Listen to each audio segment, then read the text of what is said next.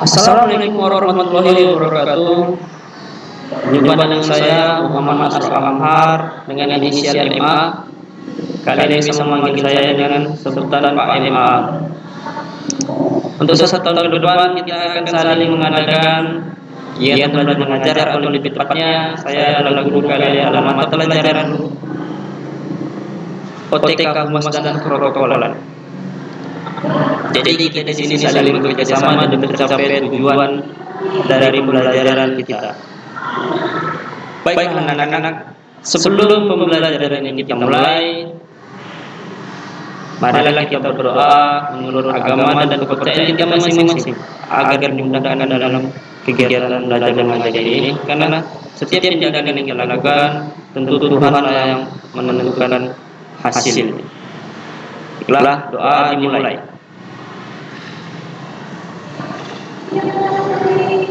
Doa selesai. Pada kesempatan kali ini, atau pada kesempatan yang berbahagia ini, saya akan membawakan, atau kita akan belajar mengenai ruang lingkup humas. Sebelum kita masuk ke materi lebih lanjut, kita harus memahami untuk apa kita belajar materi ini. Apa sih tujuan yang ingin kita capai? Tujuan yang ingin kita capai pada materi kali ini yaitu siswa diharapkan mampu menjelaskan sejarah humas. Yang kedua, siswa diharapkan mampu menjelaskan definisi humas. Yang ketiga, siswa diharapkan mampu mengidentifikasi karakteristik humas. Dan yang keempat, siswa diharapkan mampu menjelaskan manfaat humas.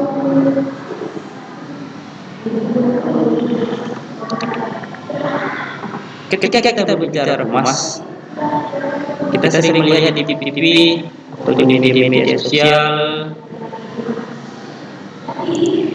mengenai seseorang yang memberikan atau mengutarakan citra positif dari organisasi yang diwakilinya.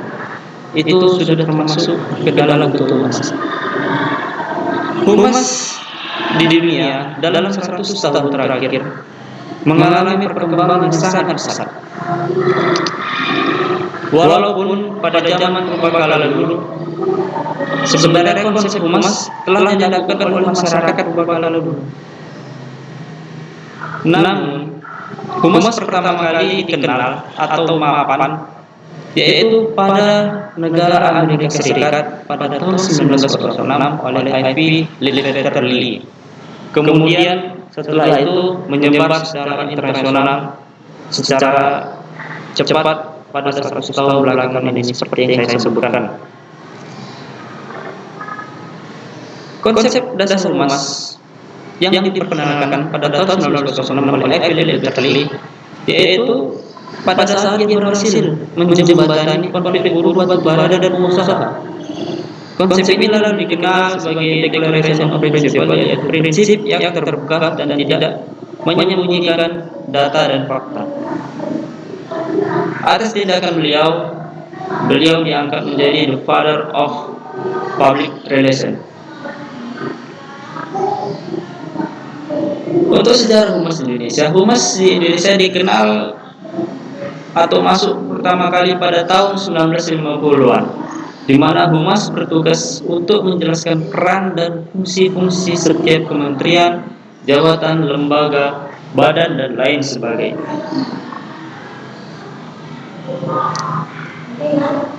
Apa sih humas itu? Nah, langsung kita lihat saja. Humas adalah komunikasi dua arah dengan publik yang bertujuan untuk menumbuhkan saling pengertian, saling percaya, dan saling kerjasama. Nah, jadi menurut definisi ini, komunikasi yang dilakukan oleh dua orang atau lebih itu bertujuan untuk menumbuhkan saling pengertian. Setiap komunikasi yang dilakukannya itu memiliki tujuan. Saya memaparkan juga definisi menurut para ahli. Yang kita ambil yaitu menurut IPRA. IPRA ini adalah Asosiasi Humas Internasional. Panjangan IPRA itu sendiri yaitu International Public Relations Association.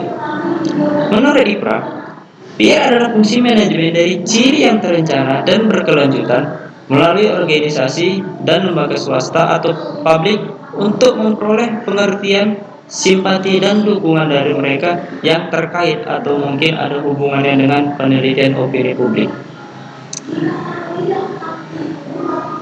Public relation atau humas ini adalah suatu bentuk komunikasi yang berlaku untuk semua organisasi, baik itu organisasi pemerintah, swasta, profit, publik, dan lain sebagainya. Humas harus berhadapan langsung dengan fakta, baik itu fakta yang baik ataupun fakta yang buruk. Oleh karena itu, staf humas dituntut mampu menjadikan orang-orang lain memahami suatu pesan demi menjaga reputasi atau citra baik dari organisasi yang diwakilinya. Lalu bagaimana kita mengetahui apakah tindakan tersebut atau kegiatan tersebut itu termasuk dikatakan humas? Mari kita lihat. Saya memaparkan 4 ciri humas dalam penyelenggaraan kegiatannya. Yang pertama yaitu adanya upaya komunikasi yang bersifat dua arah. Hakikat humas adalah komunikasi. Komunikasi dalam penyelenggaraan humas yaitu komunikasi dua arah yang memungkinkan terjadinya arus informasi timbal balik. Tentunya dalam informasi atau komunikasi timbal balik ini tidak hanya dilakukan secara langsung saja, melainkan juga bersifat delay atau tertunda. Contohnya itu seperti ketika kalian memasuki rumah sakit atau lembaga atau organisasi lainnya, jika kalian menemukan kotak saran pada organisasi tersebut, itulah yang dimaksud dengan komunikasi timbal balik bersifat delay atau tertunda, sehingga tidak langsung dapat menerima feedback saat itu juga pada saat komunikasi itu berlangsung. Ciri yang kedua dari penyelenggaraan kegiatan humas yaitu sifat kegiatan yang terencana. Jadi sifat kegiatannya tidak sembarangan ya anak-anak. Semua itu terencana melalui SOP perusahaan atau SOP organisasinya.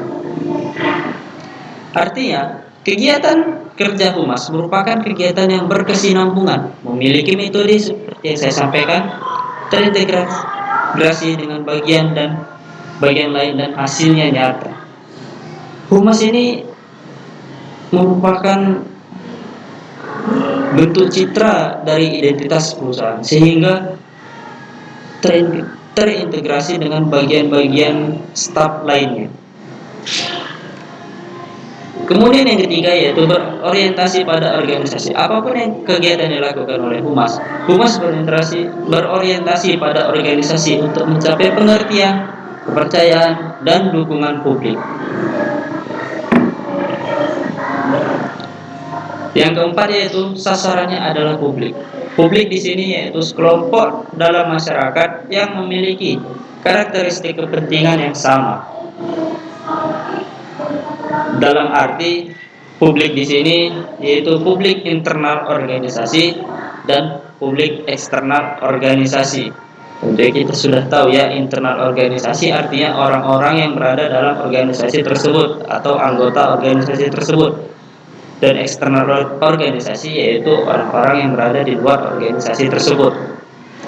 Dalam pelaksanaannya, humas menggunakan komunikasi untuk memberitahu, memengaruhi, dan mengubah pengetahuan sikap dengan terencana, yaitu SOP perusahaan tadi atau organisasi yang diwakilinya.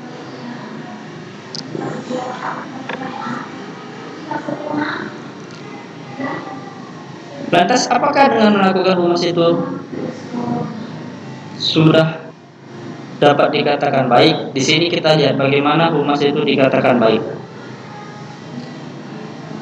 Jadi ada beberapa paparan yang saya tampilkan pada video ini. Yang pertama yaitu kedua belah pihak melihat hubungan sebagai sebuah kesempatan untuk memberi.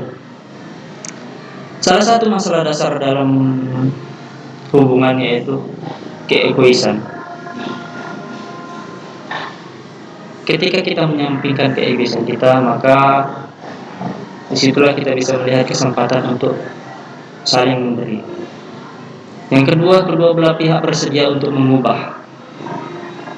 Keegoisan tadi merupakan sebuah sifat negatif.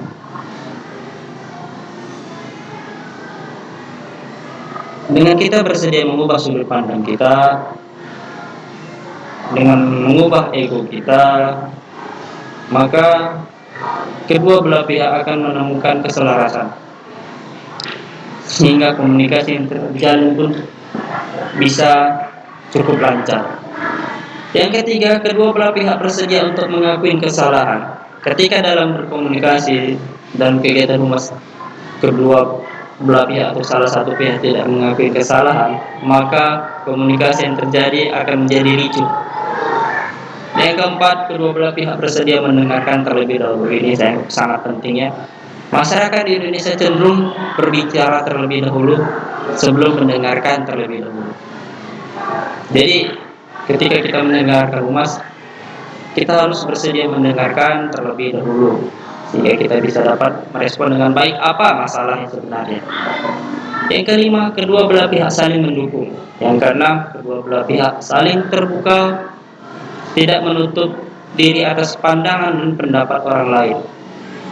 Yang ketujuh, kedua belah pihak memiliki integritas. Lantas, apakah manfaat humas itu? Mengapa humas itu dibutuhkan?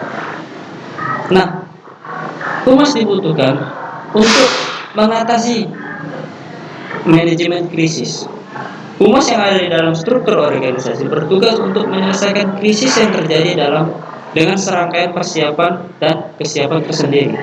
Maksud dari krisis ini adalah opini publik tentang citra perusahaan atau organisasi yang diwakilinya.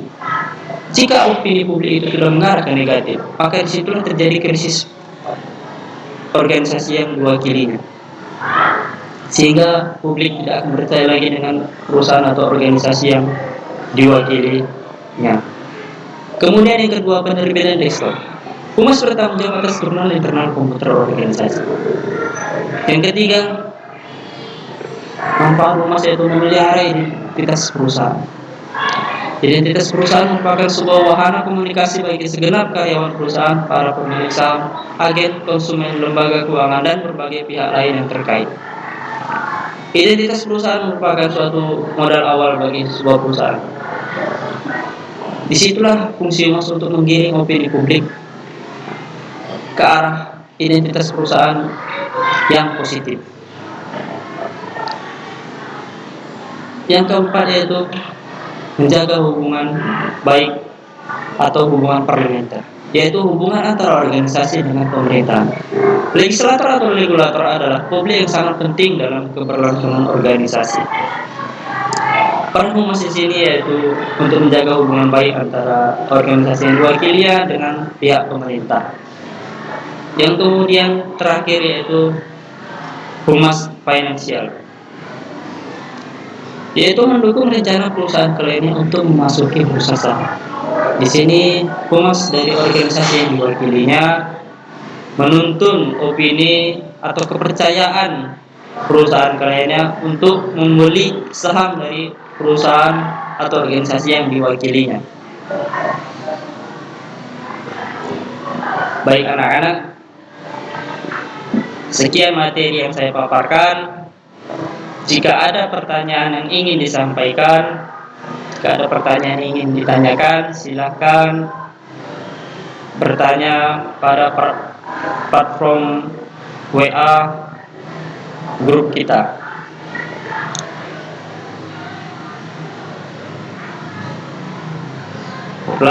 Untuk materi selanjutnya, silakan baca kembali tentang humas dengan materi atau judul yaitu tujuan humas, fungsi-fungsi humas, aspek-aspek humas, dan proses humas. Untuk tugas kalian di rumah, silahkan lihat pada portal e-learning kalian. Bapak berharap kalian mengerjakannya dengan baik, teliti dan benar. Lakukan sendiri. Di sini Bapak hanya menuntut kemandirian kalian. Masalah benar atau tidaknya itu urusan kedua. Yang penting kita disiplin untuk melakukan tugas dan tanggung jawab kita. Baiklah, sebelum kita mengakhiri pembelajaran kita kali ini, marilah kita berdoa menurut agama dan percaya kita masing-masing, agar materi yang kita pelajari tadi bisa melekat di diri kita dan kita mampu mengimplementasikannya ke dunia nyata. Doa dimulai.